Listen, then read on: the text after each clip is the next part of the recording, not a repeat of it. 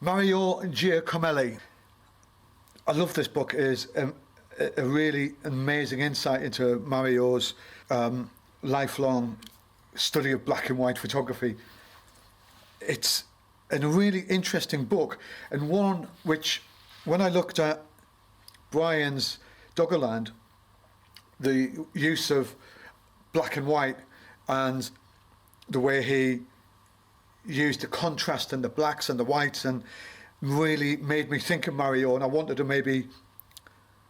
to show this book in the next one, because there's a project within his which really resonated a little bit with me when I looked at Brian's work. So this is a mammoth book. It is huge. I mean, it's published by Phaidon. It's 10 by 11.5. I think it's somewhere in the region of 420 something pages. It's got a hardcover there, and there's a quote here. Let's bring it down a bit. Where there is much light, the shadow is deep, and that reminds me of Brian's work as well when I'm thinking about it. And you can see throughout his whole legacy of work that he's covered this concept of wherever there's light, there is black and depth and shadow, and really it's really deep and contrasting.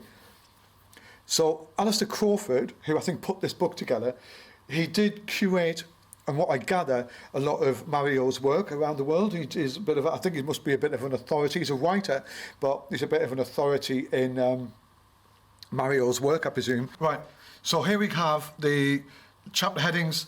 We've got random recollections for an autobiography, interview with Alessandro Moro, and then we've got introduction by Alistair Crawford, which goes from page 13 to 48, which is all of this here, which is a really great insight into the way he works. Look at this.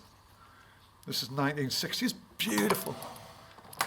So, and then that takes us to the first chapter, which is here. I would like to tell you this memory.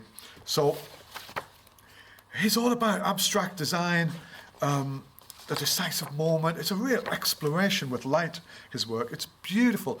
Let's go through some of these, right? We start off with, I would like to tell you this memory. Then we've got the night clears the mind, the infinite.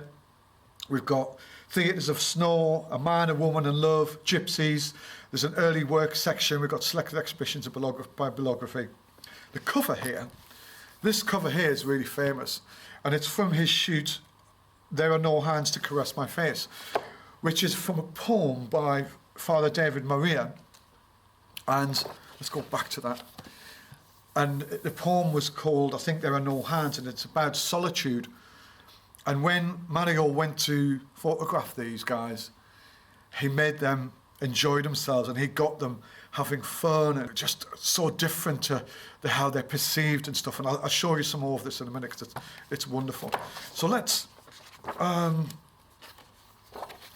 a look at some of the bodies of work. In fact, let's start with the project I was thinking about, being aware of nature. Here it is here. Now, this is when I was thinking of Brian's work on the Doggerlands, and it started. This is called Being Aware of Nature, and I remember this because it stuck in my mind. This contrast, this use of blacks, the depth, the contrast, the whites. It's almost like infrared in a way, but it reminded me of Doggerland series. And look at it. How beautiful is that? It's looking, not all of the images appear to have been taken from above and actually aerial photographs. It's about, he does a lot of post-production. He does a lot of playing around in the post-production and the lab and in the printing stages. But the abstract quality's there, the light, the harshness, the reality, the abstractness of it all is there. And he then takes it to the next level with his post-production work. It's incredible, look at it. It's so beautiful. Isn't it beautiful? So I'm not really sure at all where he got his inspiration from with this. And I think it's just, isn't it detailed, isn't it interesting? It's sort of like it's like man's movement, we're looking at the way lines make you feel as though you're moving around. It's almost like they're etchings. Incredible. Beautiful. So yeah, when I saw Brian's work, I sort of I remembered this series and the use of contrast and the use of blacks and the use of whites and the use of sunlight as well, and it's incredible.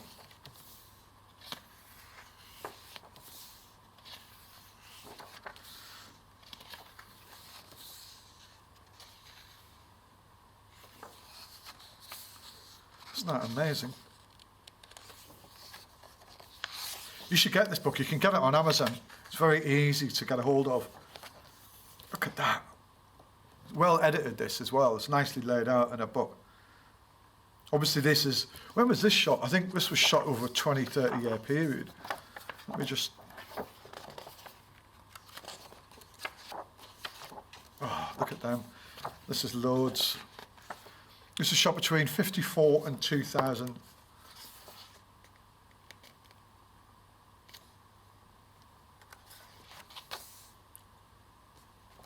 He's not, you'd think he had a drone, wouldn't you? But it's obviously taken from high viewpoints or maybe aeroplanes or something like that, I don't know. Look at that, looks like wood carving.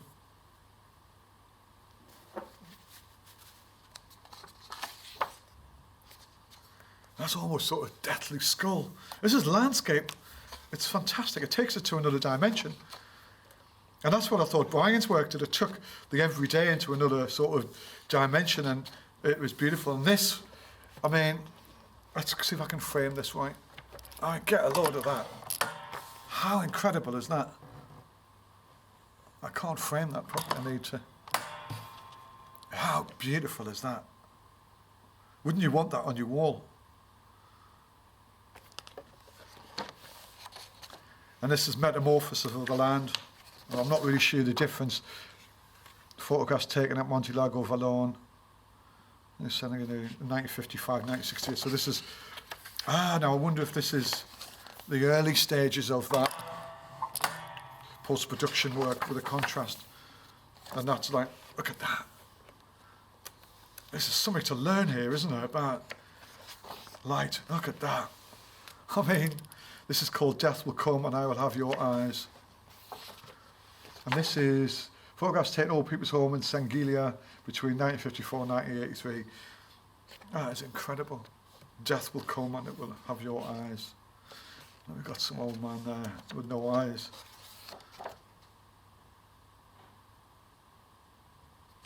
So I'm going to go back a little bit here because I wanted to jump to that particularly. And we'll have a look at some of the earlier. So I'd like to tell you this memory. Look at that. This is beautiful. This is documentary, isn't it? It's just, I can see how other photographers have been inspired by this. It's like a waxwork with a flying pigeon. It's very surreal.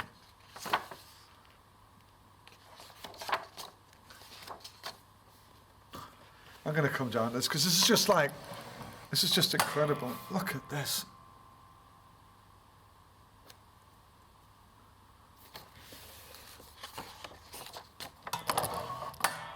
A lot of pigeons, a lot of birds. My whole life, created between 1998 and 2012, I'm taking. I've always used the same camera, a Cobalt, that I had adapted for me by two famous technicians in Milan. I had all the unnecessary bits removed to make it as stupid as possible. When I'm taking photographs, I want to think, and I want the camera to show what I'm thinking. Giacomelli took the majority of his photographs with his Cobalt. The images are here illustrate Georges Louis Borges' poetic testament, My Whole Life. The first line is perhaps reflected in the face of the woman and the portraits of a crowd of people, faceless and instinctive.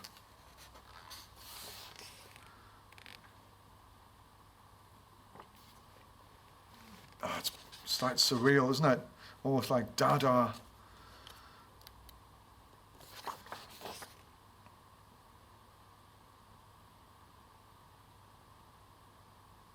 There's definitely some post-production, isn't there?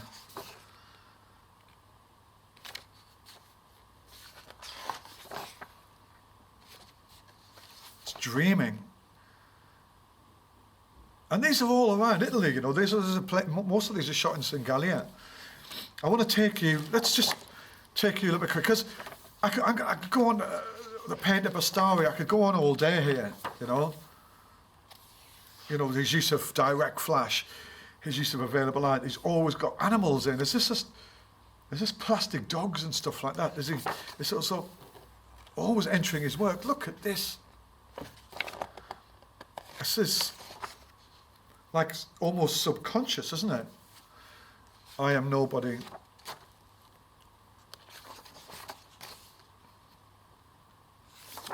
Really prolific. But let's, I want to take you to, oh, look at these, look at that. I want to take you to, there are no hands to caress my face. They're the lovers. Here we go.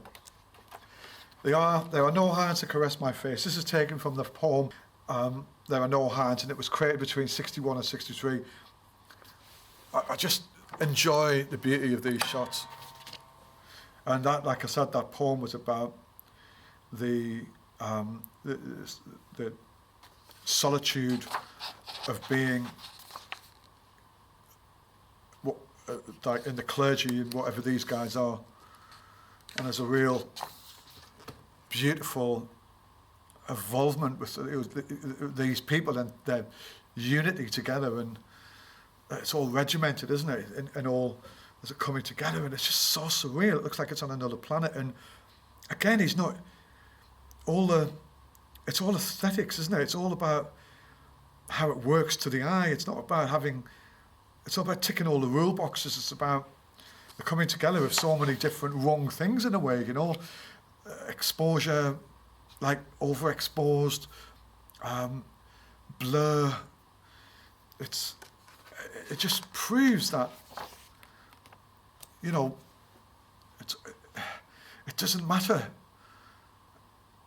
It's all about what that image is actually saying at the end. It doesn't matter what you get in focus. It doesn't matter about whether or not the aperture is set. It doesn't matter. And that's what he's sort of saying. He's looking for how everything works together on the frame and how it comes together. He likes his flash. He loves using his flash. And I presume he's using flash.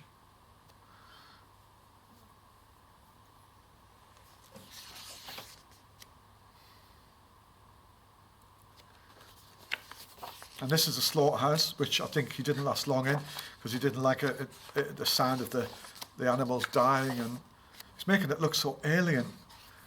And this is a man, a woman, a love.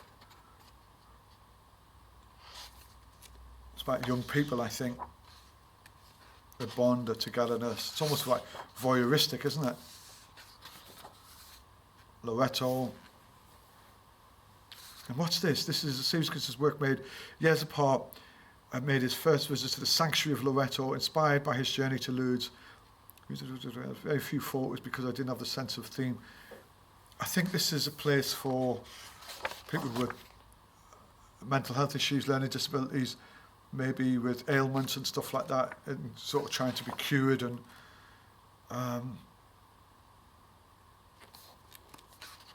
things like that. Yeah. I think this is that the Italian version of Lourdes, maybe. Gypsies. What can I say? I think, you know, I could go on all day about this book. This book's just a great insight into a man who really knew his art and really understood what he wanted to say through light and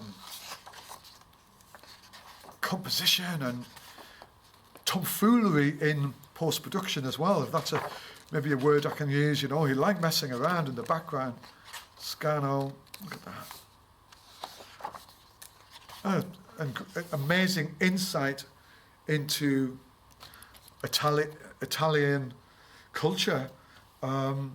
Ultimately, I'm a realist.